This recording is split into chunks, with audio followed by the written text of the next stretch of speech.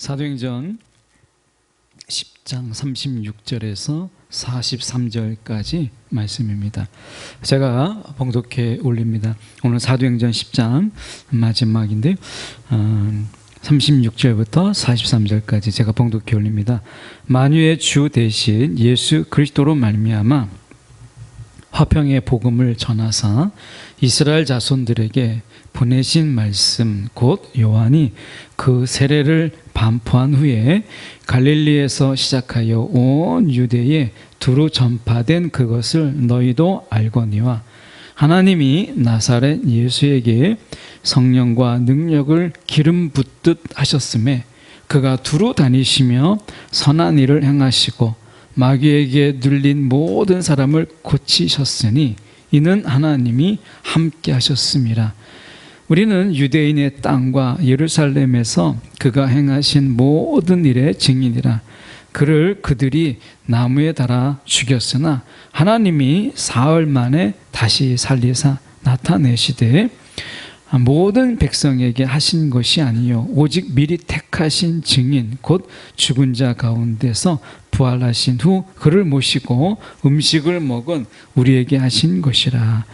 우리에게 명하사 백성에게 전도하되 하나님이 살아있는 자와 죽은 자의 재판장으로 정하신 자가 곧 이 사람인 것을 증언하게 하셨고 그에 대하여 모든 선지자도 증언하되 그를 믿는 사람들이 다 그의 이름을 힘입어 죄사함을 받는다 하였느니라. 아멘. 오늘 이 말씀 가지고 성령과 능력의 기름 부으심, 성령과 능력의 기름 부으심이라는 제목으로 함께 말씀을 나누기를 원합니다. 화평의 복음, 예수님께서 전하신 복음을 우리가 사도행전적으로 본다면 화평의 복음이고요. 마태복음적인 관점에서 본다면 하나님 나라의 복음이죠. 그래서 마태는 예수님의 복음을 하나님 나라의 복음이라고 정의했고 사도행전은 오늘 말씀처럼 화평의 복음이라고 이야기했어요. 같은 복음인데 어느 것을 강조하느냐에 따라서 좀 차이가 있죠. 오늘 사도행전적인 관점에서 예수님이 전하신 예수의 복음은 화평의 복음이라 이렇게 말씀합니다. 오늘 이 화평의 복음이 정말 필요한 자가 누굴까라고 하는 것입니다. 43절에 보니까 이렇게 얘기합니다. 그가 그에 대하여 모든 선지자도 증언하되 그를 믿는 사람들이 다 그의 이름을 힘입어 죄 사함을 받는다. 그의 이름을 힘입어 죄 사함을 받는다. 다시 말하면 우리가 이 죄 사함이 필요한 자, 죄 사함이 필요한 자가 이 화평의 복음을 필요로 한다는 거예요. 그러니까 우리가 결국 죄 지은 자고 그 죄는 우리가 아무리 노력하고 아무리 선한 일을 해도 그 죄가 조금도 줄어들지 않아요. 우리가 죄를 지었기 때문에 그 죄책감 때문에 누군가에게 선한 일을 베풀고 착한 일을 한다고 해서 그 죄가 조금이라도 덜해지지 않습니다. 이 죄는 오직 그 하나님의 사하심이 아니고서는 우리가 이 죄는 없어지지 않아요. 그래서 이 화평의 복음이 필요한 자가 누구냐? 결국 죄 사함을 받아야 될 자들이라는 거예요. 결국 죄 사함은 죄가 있는 자들이죠. 저와 여러분이 다 죄인이에요. 우리가 해 아래 우리가 세상의 모든 사람들이 죄가 없는 자가 없다고 이미 정의 내리셨어요.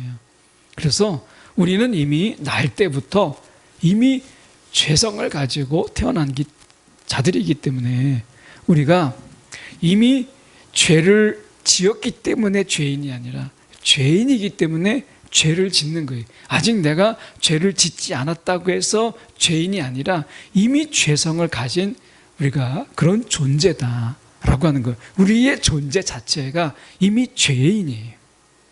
그래서 우리에게는 예수 그리스도의 그 보혈로 인해서 우리가 죄사함이 있는 것이, 죄사함이 필요한 것이죠.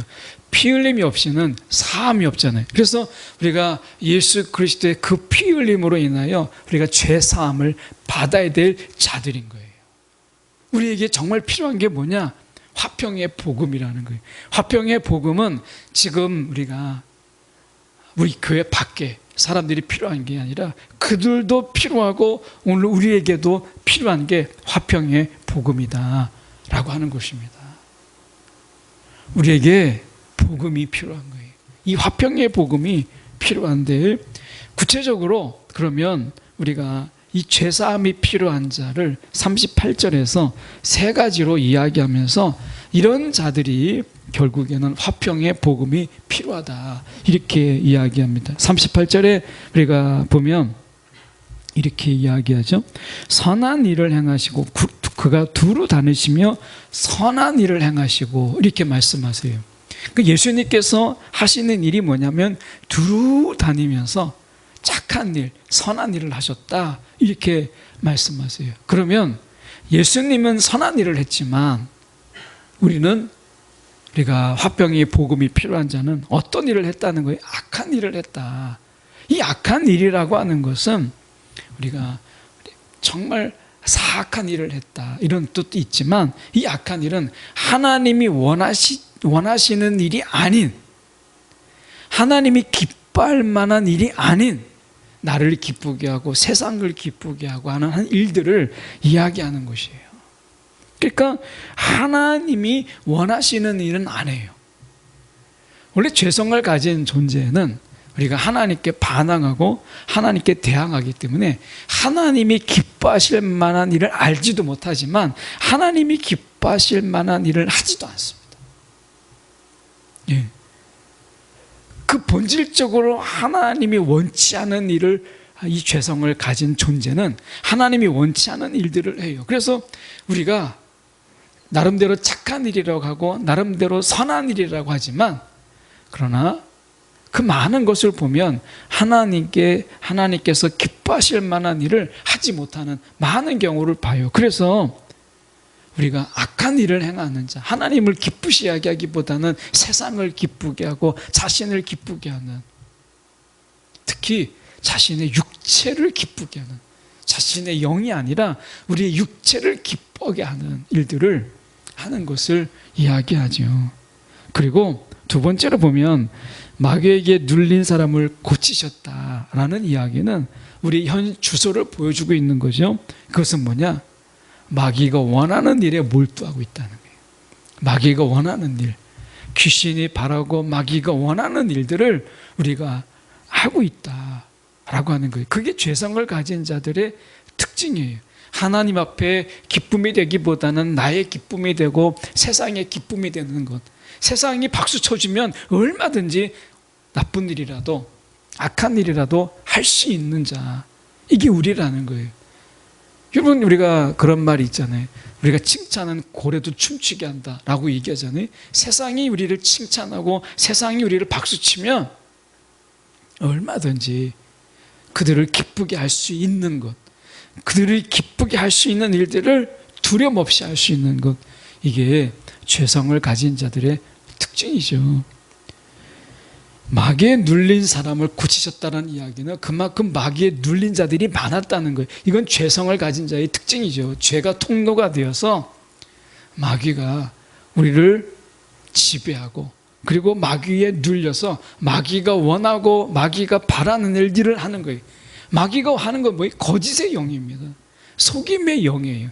이 마귀는 본질적으로 거짓의 영이며 속임의 영이에요.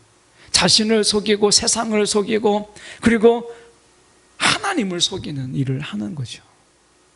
그래서 이들은 거짓과 속임으로 살아가요.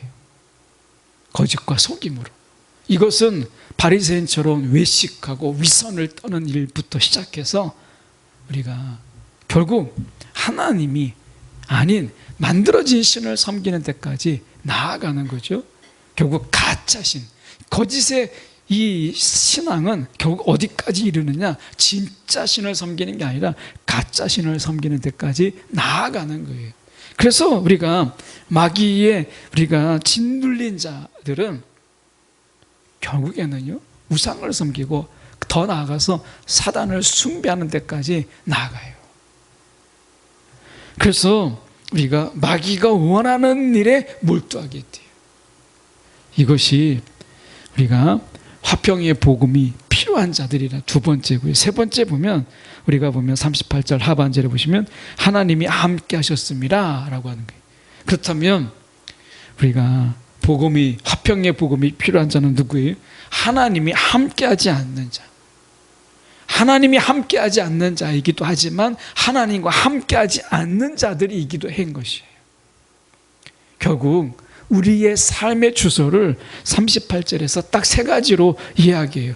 오늘 화평의 복음이 필요한 자, 오늘 예수를 만나기 전에 우리의 삶이 어땠냐면 악한 일에 나를 기쁘게 하고 세상이 박수 쳐주면 얼마 전에도 춤출 각오로 우리가 세상을 기쁘게 하는 일에 그렇게 살았고요.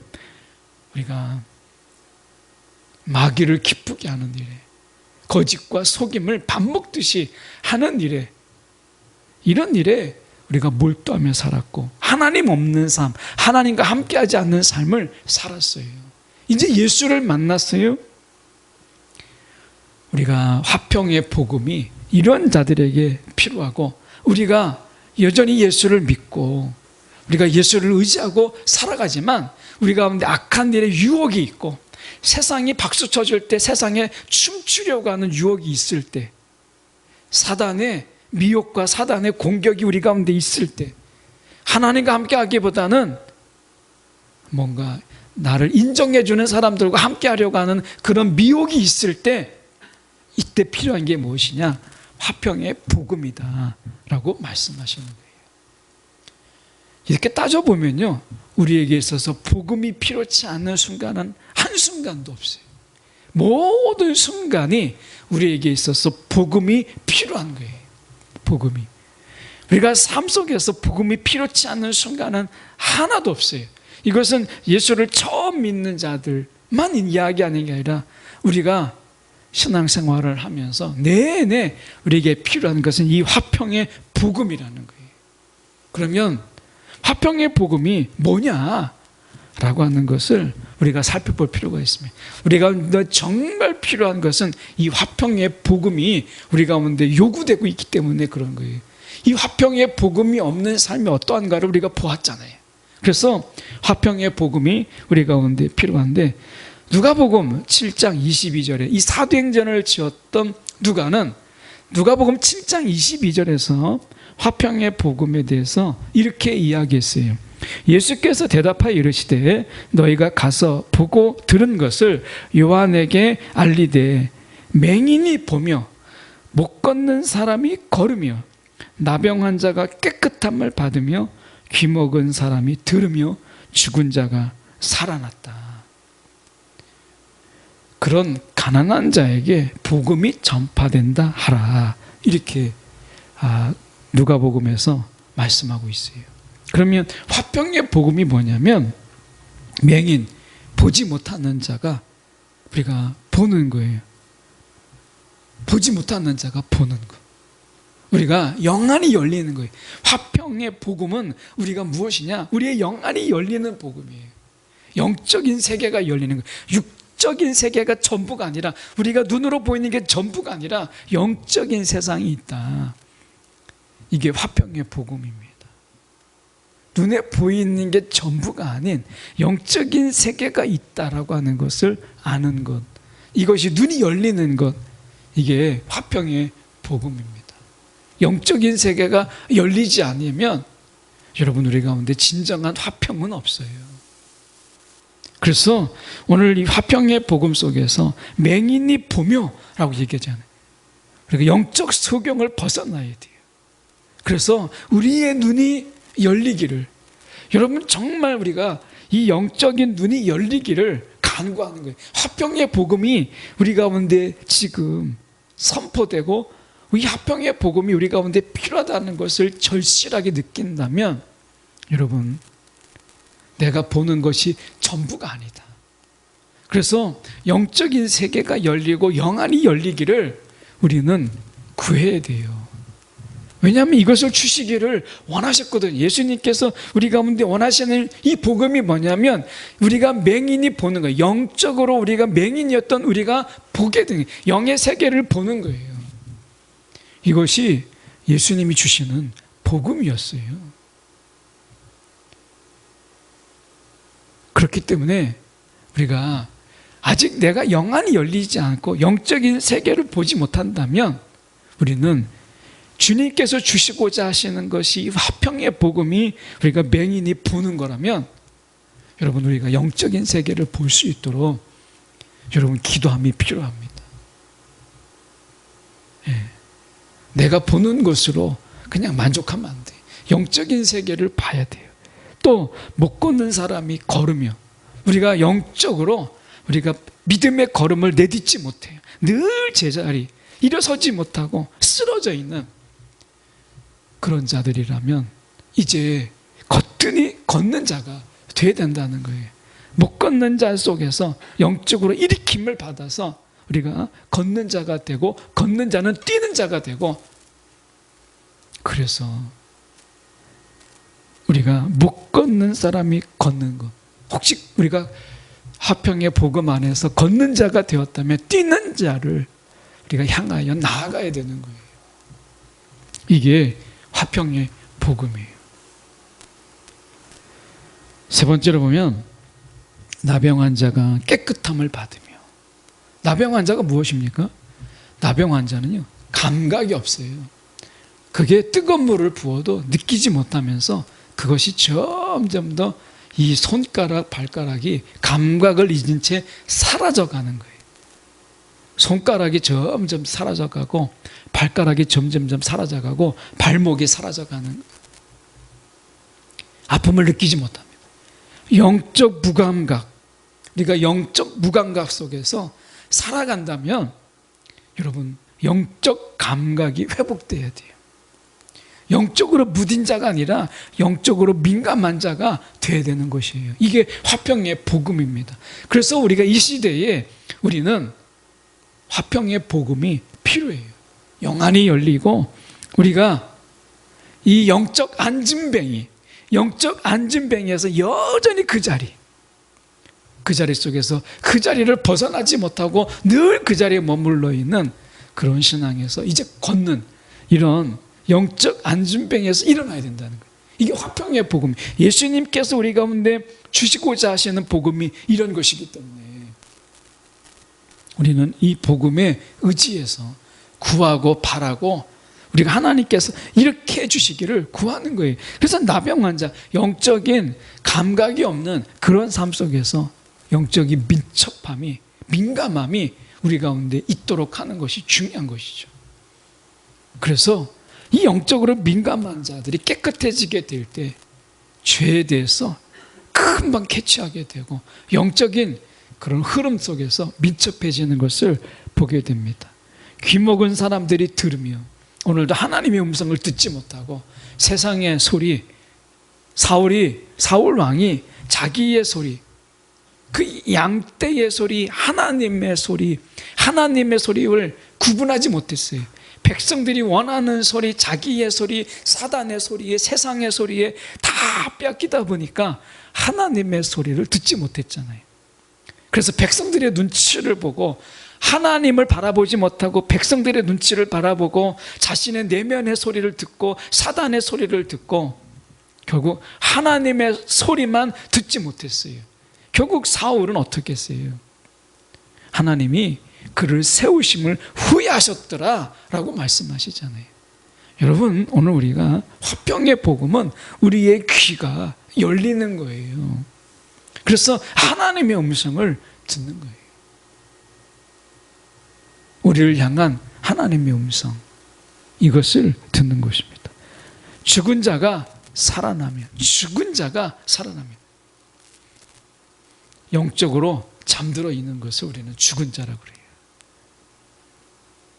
영은 죽지 않기 때문에 우리가 영으로 잠들어 버리는 거예요. 그런 자가 살아나야 돼요. 영이 잠든 자가 결국 죽은 자입니다. 영적인 교통함이 없기 때문에 그가 죽은 자예요. 그런 자, 이렇게 살아가는 자가 정말 가난한 자예요. 영적으로 풍성함이, 영적으로 부유함이 없는 정말 가난한 자예요. 우리가 세상의 부유함이 부러운 게 아니라 우리가 얼마나 영적으로 부유한가. 오늘 화평의 복음은 우리가 물질을 약속하지 않아요. 그런데 우리 가운데 영적으로 부유함을 말씀하십니다. 영적으로 풍성함을 이야기해요. 오늘 이게 화평의 복음이에요. 우리가 물질적으로는 혹시 모르지만 우리가 영적으로 풍성해지고 풍부해지고 우리가 영안이 열리며 안진뱅이에서 벗어나서 걷고 뛰는 자가 되고 영적 감각이 우리가 새롭게 되고 하나님의 음성이 언제든지 하나님의 음성이 들리고 우리의 영이 살아 역사하는 이런 화평의 복음. 오늘 이런 자를 향한 이 복음이 화평의 복음이에요. 이 복음을 다르게 이사야 35장 5절에서 6절의 말씀에 보면 특히 6절 이 화평의 복음으로 살아가는 자를 이사야에서는 어떻게 표현했냐면 이사야 35장 6절에 그때에 저는 자는 사슴같이 뛸 것이며 오늘 우리가 이 화평의 복음 안에서 우리는 어떤 자들이냐 사슴같이 뛰는 자가 되는 거예요. 그 역동성, 그 다이나믹함이 우리 가운데 있다는 거예요. 뜨뜻미지근한 게 아니라 그 뜨거움과 그 역동성이 있는 거예요. 사도 바울의 그 삶을 보세요. 사도행전적인 역사의 모습을 보세요. 숨가쁘게 성령의 역사들이 이 복음을 바울의 어떻게 보면 예수님의 이 부활에 증인된 자들에게 이제 문을 열고 세상을 향하여 나갈 때 성령의 역사가 얼마나 다이나믹하게 역동적으로 그들 속에 일어나는가를 보잖아요. 사도 바울의 삶이 얼마나 긴박하게 그가 지나가요. 그러면서 그가 부지런하게 그 자신의 사역을 우리가 보게 하는 것을 우리가 전하는 것을 보게 돼요. 우리가 유튜브에 이렇게 제가 영상을 올리다가 짧은 영상을 보니까 대기업 연 매출이 막 액수가 큰 회장님의 그 삶을 짧게 나와 있는데 너무나 바쁘다 보니까 그 회장이 아침에 일찍 막 새벽부터 일어나가지고 일하기 시작하고 가장 늦은 시간에 퇴근하고 막 그러면서 너무 막 분주하니까 그 사장실에 가서 결제하는 게 아니라 막 결제를 받으러 온 사람이 차 안에까지 쫓아와서 막 점심 먹을 때 결제하고 자기가 다 있는데 그분의 이야기가 그거예요. 내가 다 가졌는데 이제 다 있는데 근데 시간만 없다. 이런 이야기 하더라고요. 난 다 있는데 시간은 없다는 거예요. 시간. 그렇게 바쁘게 사는 거예요. 다 가졌는데 이제 내게 시간은 없다. 이런 이야기를 하더라고요. 사도 바울이 복음을 전하는 가운데 그가 얼마나 부지런하게 삽니까? 그의 몸이 10개라도 부족하죠. 예수님의 사역을 보십시오. 새벽 미명에 습관에 따라서 그가 기도하고 사역을 마치면 제자들이 쉴 때 예수님께서는 기도하셨어요. 감히 우리가 따라갈 수 없는 그런 시간을 쪼개서 예수님이 정말 신실함으로 사역하셨어요. 화평의 복음, 그 복음의 삶을이라고 하는 것은 그렇게 우리를 역동적으로 이끌어가는 거예요. 지루하고 이거 뭘 할까 내가 이제 뭘 할지도 몰라서 우리가 지루하고 그리고 나태하고 그리고 그냥 시간을 죽이는 그냥 킬링타임하는 이런 삶이 없어요.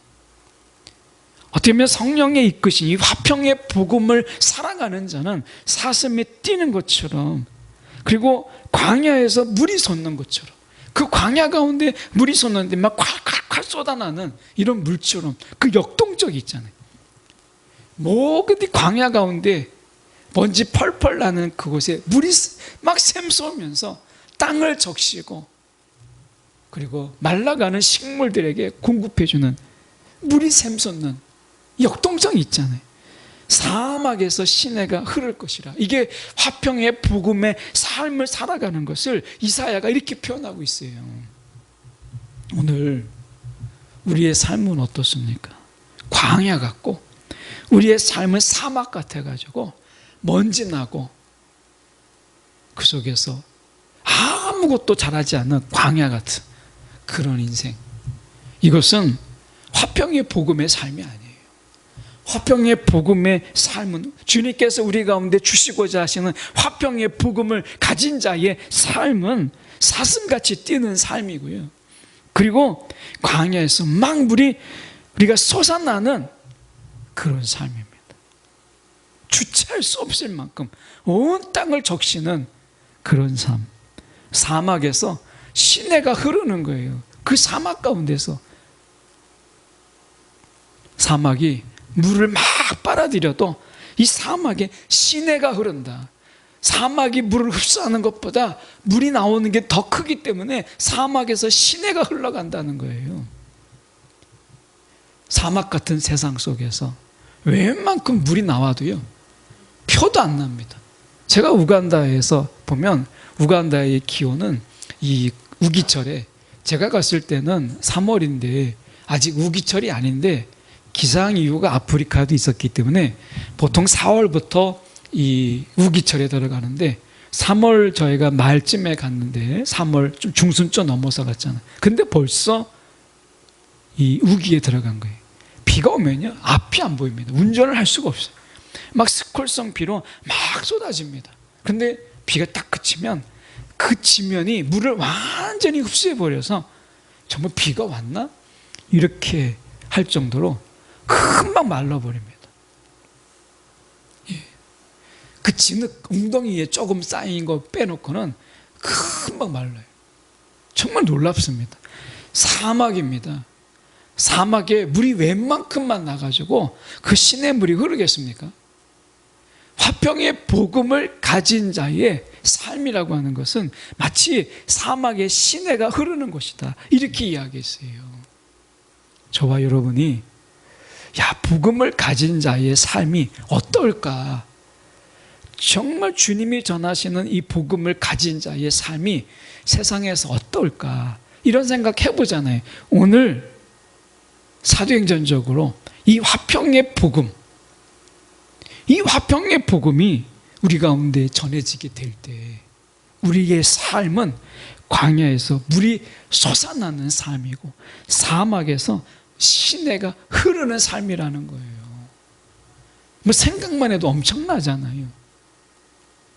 우리가 이 지역에 사막 같은 정말 몸이 건조하고 막 먼지 펄펄 나는 곳에 그 속에서 시내가 흐르고 그 사막 같은 곳에서 물이 솟는 이런 역사, 이런 역사를 오늘 우리가 화평의 복음을 가진 자의 그들을 통해서 일으키신다는 거예요. 오늘 복음의 주인이 누구시냐라고 하는 것을 보면 38절에 성령과 능력을 기름 붓듯, 우리가 하나님께서 이 성령과 능력을 예수 그리스도에게 기름을 붓듯이 부었어요. 이 복음의 주인 되신 예수 그리스도에게. 그리고 40절에 보면 죽은 자 가운데서 다시 살리셨어요. 그리고 42절에 보면 살아있는 자와 죽은 자의 재판장으로 삼으셨어요. 오늘 하나님께서 복음의 주인 되신 예수 그리스도에게 성령과 능력을 기름 붓듯 하셨던 것처럼 예수 안에서 우리에게 이 화평의 복음을 가지고 살아가는 우리에게 능력과 성령을 기름 붓 하신다는 거예요. 오늘 우리 가운데 성령의 기름 부으심이 있고요, 능력의 기름 부으심이 있습니다. 광야의 개척자로, 사막의 개척자로 우리를 보내실 때 그냥 보내시지 아니하고 성령과 능력을 기름 붓듯 우리 가운데 그렇게 하시고 우리를 이렇게 보내신 거예요. 우리를 죽은 자 가운데서 다시 살리셔서 죽음의 능력이 아니라 우리 가운데 부활의 능력으로 살아가게 하신 거예요. 오늘 산 자와 죽은 자를 재판하신 주님, 내 삶이 그분에게 있는 거예요. 나의 삶과 죽음이 그의 손에 있어요. 오늘 삶과 죽음은 그분께 맡기고 살아가는 거예요. 예수께서 삶과 죽음을, 생명과 죽음을 온전히 하나님께 맡긴 것처럼 오늘 살아있는 자와 죽은 자의 재판장 되신 예수께 우리의 모든 것을 맡기고 주어진 시간 속에서 우리는 살아가는 거예요. 예수께서 그렇게 하신 것처럼 오늘 저와 여러분이 화평의 복음을 우리 가운데 주셨어요. 그리고 오늘 화평의 주인, 이 복음의 주인 되신 예수님처럼 우리 가운데 성령과 능력을 우리 가운데 부어주셨다는 거예요. 오늘 내가 영안이 열릴 뿐만 아니라 우리가 누군가에게 영안을 열리게 하는 이런 자가 되어야 되지 않겠어요? 오늘 적어도 화평의 복음을 가진 자가 여전히 광야로 살고 여전히 사막으로 사는, 늘 안전뱅이로 살고 들리지 않고 보이지 않고 그리고 영적 나병 환자로 아무런 감각이 없는 자의 삶을 우리가 살아간다면 거룩한 분노로 내가 그것을 거절하고 이제 화평의 복음으로 살아가려고 하는 이